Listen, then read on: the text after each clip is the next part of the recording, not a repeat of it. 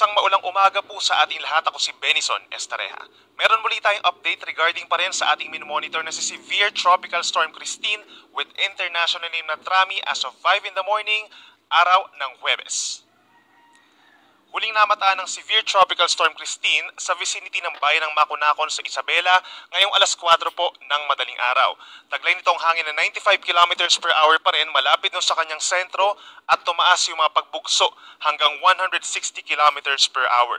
Bahagyang bumabagal naman sa ngayon at 15 kph west-northwest at inaasang tatawid po ang malaking bahagi ng Northern Luzon sa mga susunod na oras.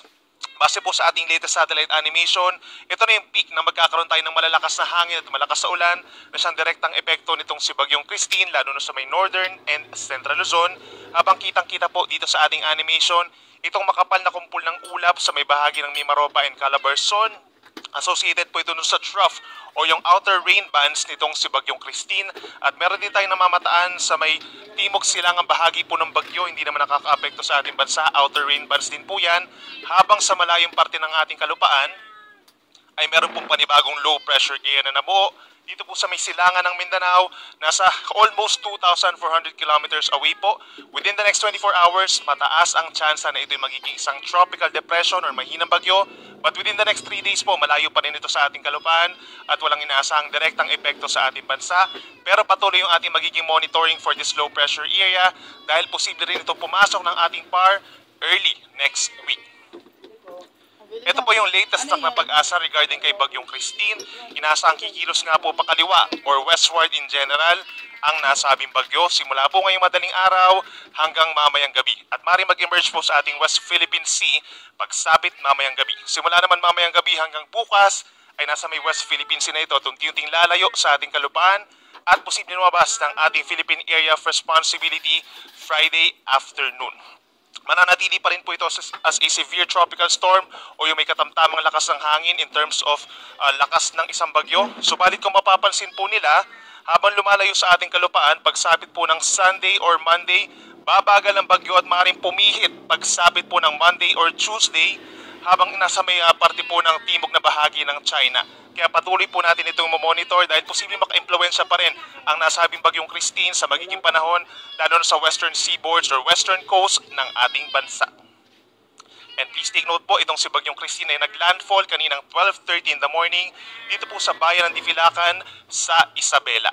Kitang-kita rin sa ating latest track yung malawak pa rin po na coverage o yung malalakas na hangin na dala nitong si Bagyong Christine. Ang radius po niya around 700 to 750 kilometers mula dun sa kanyang sentro. So yung kanyang kabuong lawak or diameter ay nasa 1,400 to 1,500 kilometers. Sakop pa rin ng malalakas na hangin at ulan ang hilagang bahagi ng Visayas.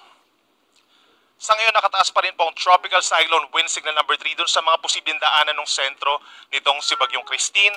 Kabilang na dyan ang southern portion of Cagayan, Isabela, Quirino, Nueva Vizcaya, Kalinga, Mountain Province, and Ifugao. Signal number 3 rin po sa southern portion of Abra, buong Benguet, and the northern and central portions of Aurora. Signal number 3 rin po sa hilagang bahagi ng Nueva Ecija, ganyan din sa northern Tarlac, northern Zambales, buong Pangasinan, signal number 3, buong La Union, at sa central and southern portions of Ilocos Sur. So posibleng makaranas sila ng hanggang 95 kilometers per hour na lakas ng hangin. Signal number 2 naman po sa may Ilocos Norte, rest of Ilocos Sur, and rest of Abra, ganyan din sa Apayao, natitirang bahagi ng Cagayan kabilang ang Babuyan Islands, rest of Aurora, rest of Nueva Ecija, buong Bulacan, signal number 2, ganyan din ang rest of Tarlac, buong Pampanga, rest of Zambales, Bataan, and Metro Manila, signal number 2 po sa ngayon. Signal number 2 din sa may Cavite, Laguna, Rizal, buong Batangas, at sa hilagang parte at central portion of Quezon, kabilang ang Polillo Islands at maging sa Lubang Islands, signal number 2. Kapag meron tayong signals number 2 or number 3, may kalakasan po yung hangin, posible itong makasira ng mga pananim at maliliit po ng mga puno at posible rin na makasira po ng mga mahihinang istruktura, lalo na po yung yari sa pawid or sa kahoy. Meron naman tayong signal number 1 or strong winds pa rin po dito sa timog na bahagi ng bansa apart from Batanes, rest of Quezon, rest of Occidental Mindoro, buong Oriental Mindoro, Marinduque, Marinduque, Romblon, northern portion of mainland Palawan, kabilang na po ang mga isla ng Cuyo and Calamian, Camarines Norte, Camarines Sur, signal number 1, Catanduanes, Albay, Sorsogon, Masbate, kabilang ang Burias and Tigao Islands. Signal number 1 din po sa malaking bahagi ng Visayas, kabilang ng Aklan, Capiz, Antique, Iloilo, Guimaras, northern portion of Negros Occidental, northern portion of Cebu, kabilang ng Bantayan Islands. At signal number 1 din po sa may northern Samar, Biliran, northern portion of eastern Samar at northern portion of Leyte. Ito naman po ay mararanasan na dami ng ulan, yung makakaroon po ng mga heavy rainfall sa susunod po na 2 araw. Please take note, meron pa rin tayong hanggang torrential rains or lubhang maraming ulan na babagsak ngayong araw sa may Pangasinan, Zambales, La Union,